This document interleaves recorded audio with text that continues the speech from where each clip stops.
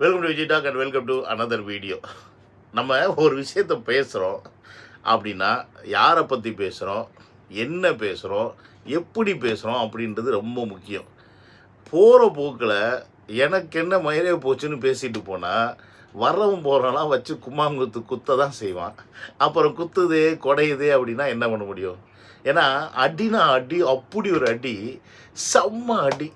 மனுஷன் நினச்சி கூட பார்த்துருக்க மாட்டான். நம்மளை இப்படி வச்சு செய்வாங்க, பொதுமக்களும் சரி இந்த பசங்களும் சரி இப்படி செய்வாங்க நினச்சி கூட பார்த்துருக்க மாட்டாப்புல.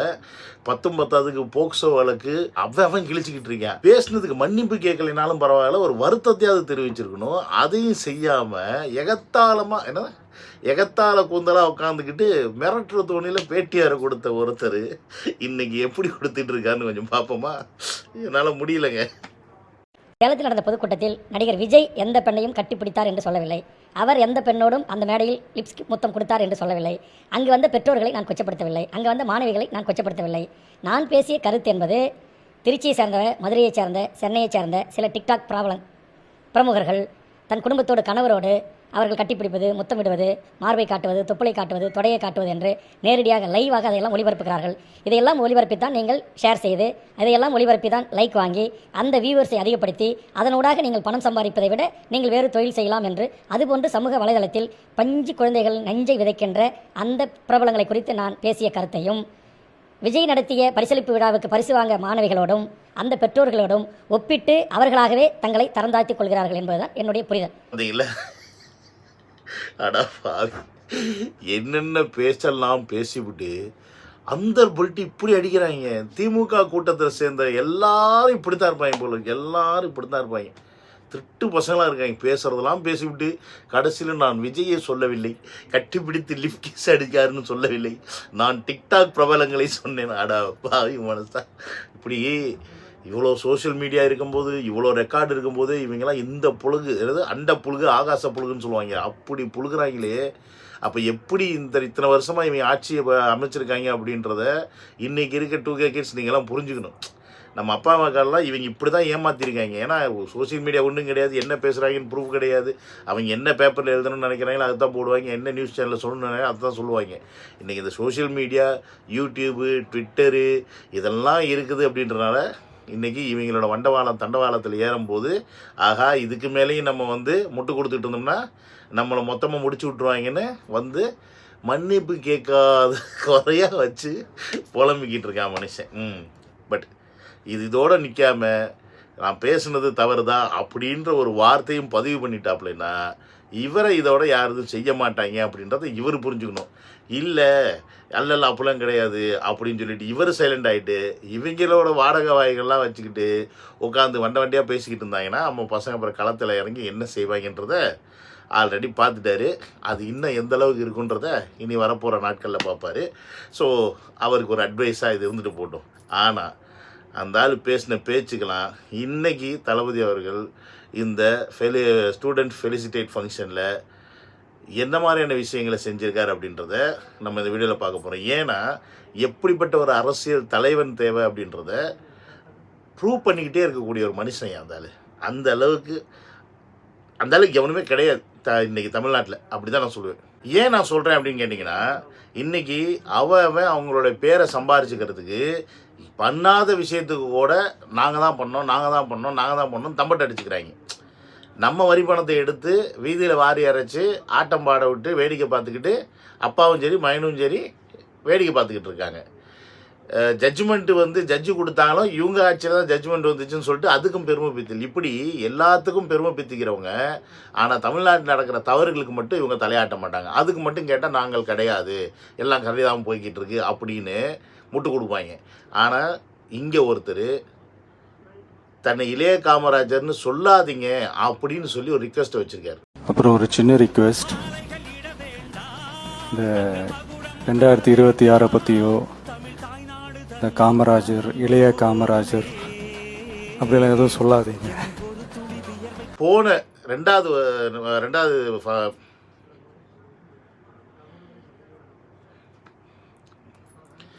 இந்த ஃபெலிசிட்டேட் ஃபங்க்ஷனில் போன பாகத்தில் பார்த்தீங்கன்னா ஒருத்தர் வந்து தளபதி வந்து காமராஜர் இளைய காமராஜர்னு சொல்லிட்டாங்க. உடனே இவங்க வந்துட்டாங்க பாருங்கள் பொங்கிக்கிட்டு. அது எப்படி நீங்கள் காமராஜர்னு சொல்ல போச்சு? காமராஜர் எப்பேற்பட்ட ஆள் தெரியுமா? அவர் என்னென்னலாம் பண்ணியிருக்காரு தெரியுமா? அவருடைய பேர் எடுத்து நீங்கள் எப்படி சொல்ல போச்சு? என்னமோ தளபதி அவர்கள் வந்து நீங்கள் என்ன சொல்லுன்னு சொல்ல மாதிரி. அவங்க அன்பின் மிகுதியில் இவர் கல்விக்கு முக்கியத்துவம் கொடுக்குறனால, காமராஜரும் கல்விக்கு முக்கியத்துவம் கொடுத்தாருன்றனால இவர் இளைய காமராஜர்னு சொன்னாங்க. அப்படி பார்த்தா காமராஜரை பெருமை தான் படுத்தியிருக்காங்களே ஒழிய இழிவுபடுத்தலை. ஆனால் அதை ஒரு சாக்காக எடுத்துக்கிட்டு வேல்முருகன் வந்து பேசிட்டாரு, வேல்முருகனுக்கு எல்லாரும் சேர்ந்து ஆப்பு வைக்கிறாங்க அப்படின்றனால காமராஜரை பகடக்காயை யூஸ் பண்ணிக்கிட்டு நீங்கள் எப்படி காமராஜரை சொல்ல போச்சு, நீங்கள் எப்படி இளைய காமராஜர்னு சொல்ல போச்சுன்னு வந்து முட்டு கொடுக்குறாங்க மூதேவிங்க. அவ்வளோ அக்கறை மசூர் இருக்குது. நீங்கள் அப்போ காமராஜர் வழியில் தான்டா இன்ன வரைக்கும் வாழ்ந்துருக்கணும். ஏன்டா நீங்கள் போய் திமுக கிட்ட போய் ஐக்கியமானீங்கன்னு கேட்டால் அதுக்கு எந்த அயோக்கிய பயல்கிட்டையும் பதில் இருக்காது. கேட்டால் நாங்கள்லாம் ஒரு கம்யூனிட்டி, நாங்கள் எங்கள் கம்யூனிட்டி தான் முக்கியம் அப்படின்னா, ஒவ்வொருத்தரும் தமிழ்நாட்டில் ஒவ்வொரு கம்யூனிட்டியும் முக்கியம்னு நினைக்கிறனால நீங்கள் கண்டாலும் வந்து ஆண்டுகிட்டு போகிறான்ற அந்த பேசிக் புரிதல் இல்லாமல் கேட்டால் நாங்கள் தமிழக மக்களுக்கான கட்சி வச்சு நடத்துகிறோம், தமிழக மக்களுக்கு நாங்கள் போராடுறோம், தமிழக மக்களுக்கு எல்லாம் செய்யணும்னு நினைக்கிறோம் அப்படின்னு சொல்லிவிட்டு கடைசியில் கொண்டு போயிட்டு அவங்க காலை தான் நக்கிறது. இப்படிப்பட்ட அயோக்கிய அரசியல்வாதிகளுக்கு நடுவில் தன்னை காமராஜன் புகழாதீங்க அப்படின்னு சொல்கிறாரு. அதற்கு என்ன காரணம் அப்படின்னு பார்த்தீங்கன்னா, முதல் பாயிண்ட்டு, விஜய் அவர்கள் தன்னை யார் கூடயுமே அடையாளப்படுத்திக்க விரும்பலை. தன்னை வந்து இன்னொரு எம்ஜிஆர்னு சொல்கிறதோ, இல்லை தன்னை வந்து இன்னொரு விஜயகாந்தன் சொல்கிறதோ, தன்னை வந்து இன்னொரு இளைய காமராஜன் சொல்கிறதோ வேண்டாம். அவங்க எல்லாருமே தலைவர்கள், அவர்களை கொள்கை தலைவராக வச்சுருக்காரு. காமராஜராக இருக்கட்டும், பெரியாராக இருக்கட்டும், இவங்களாம் கொள்கை தலைவர்கள். அவங்களுடைய நல்ல விஷயங்களை அவர் எடுத்துக்கிட்டார். அவ்வளோதான். அவருடைய பாதைன்னு ஒன்று வகுத்து போகிறாரு. அந்த பாதையில் அவருக்கான பெயர் நம்ம எல்லாரும் சேர்ந்து கொடுத்து வச்சுருக்கோம் ஆல்ரெடி. தளபதி இப்போ தலைவர். அவர் தளபதின்னு இருக்க தான் ஆசைப்படுறாரு ஒழிய இளைய காமராஜராக இருக்கவோ, இன்னொரு எம்ஜிஆராக இருக்கவோ, இல்லை இன்னொரு வந்து பெரியாராக இருக்கவோ அப்படிலாம் ஒன்றும் நினைக்கல. அது நீங்களாக தற்கொலை கொத்தடிமைஸ் என்ன பண்ணுறீங்க? அவரை வந்து கேலி பண்ணணும், கிண்டல் பண்ணணுன்றதுக்காக இப்படி சொல்லிக்கலாமா அப்படி சொல்லிக்கலாமான்னு சொல்லிட்டு யாரோ அன்பின் வெளிப்பாட்டில் காட்டுற அந்த சின்ன சின்ன விஷயங்களை கூட பொறுக்க முடியாமல் முட்டிக்கிட்டு சாவுறாங்க. அண்ட் எல்லாத்துக்கும் மேலே இன்னும் ஒரு விஷயம் நான் ரொம்ப கிளியராக நோட்டீஸ் பண்ண விஷயம் என்னென்னு பார்த்தீங்கன்னா, தளபதி அவர்கள் இன்றைக்கி இது 3வது பாகமாக நடக்குது. இன்னையோட இந்த ஸ்டூடெண்ட் ஃபெலிசிட்டேட் ஃபங்க்ஷன் முடிஞ்சிடும். இனி அடுத்த வருஷம் தான். அப்போ அந்த ஒரு வருஷத்துக்கு கேப் இருக்குது. ஸோ ஏதாவது பேச போகிறாரு.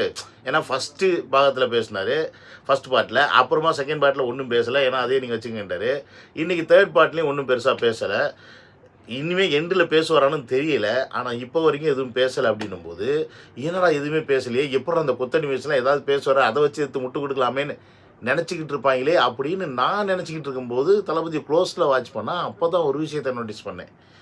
இவங்களுக்கு நம்ம பேசி எதுக்கு நம்ம இவங்களுக்கு வாய்க்கரசி போடணும், நம்ம வாட்டுக்கு செயலில் காட்டுவோம் அப்படின்றத, எல்லாத்தையும் செயலில் காட்டுற மாதிரி தான் யார் அப்படின்றதையும் செயலில் காமிச்சிருக்கார். அது என்ன தெரியுமா?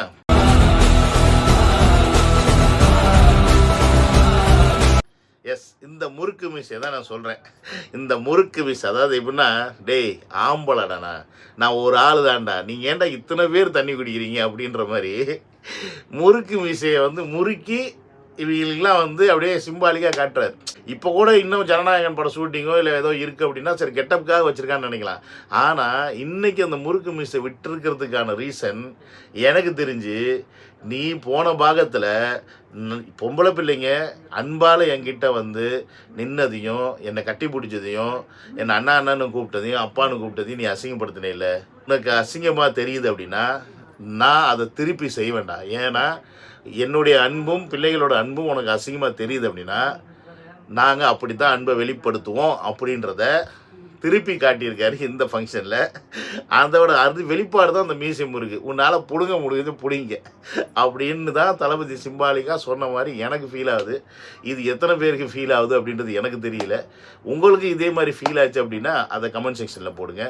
ஸோ இந்த மாதிரி நிறைய விஷயங்களை தளபதி அவர்கள் ரொம்ப ஸ்டைலாக அவருடைய பாணியில் திருப்பி செருப்படி கொடுக்குற மாதிரி அடிச்சுக்கிட்டே இருக்கிறாரு. இவங்களும் என்ன பண்ணுறதுன்னு தெரியாமல் முட்டு கொடுத்து அவங்க மூளை மழுங்கி போயிட்டாங்க. அந்த அளவுக்கு பைத்தியக்காரத்தனமாக தெரியுறாங்க. ஃபைனலாக இது என்னமோ இந்த ஸ்டூடெண்ட்டுக்கு ஃபங்க்ஷனுக்கு பண்ணுறதெல்லாம் வந்து தளபதி அரசியல் ஆதாயத்துக்கு பண்ணுறாரு, இதுக்கு முன்னாடிலாம் என்ன பண்ணாரா கிழிச்சாரா அப்படின்னு கேட்குற சில தற்கொலைகளுக்கு நம்ம பதில் சொல்ல வேண்டாம். அங்கே வந்து ஒரு பிள்ளையே பதில் சொல்லியிருக்கோம். அது என்னன்னு பாருங்க. தேவஸ்ரீ, இப்போ வந்து நிறைய பேர் வந்து சொல்றாங்க சார் வந்து வெறும் பப்ளிசிட்டிக்காக தான் வந்து இதெல்லாம் பண்றாங்க அப்படின்னு.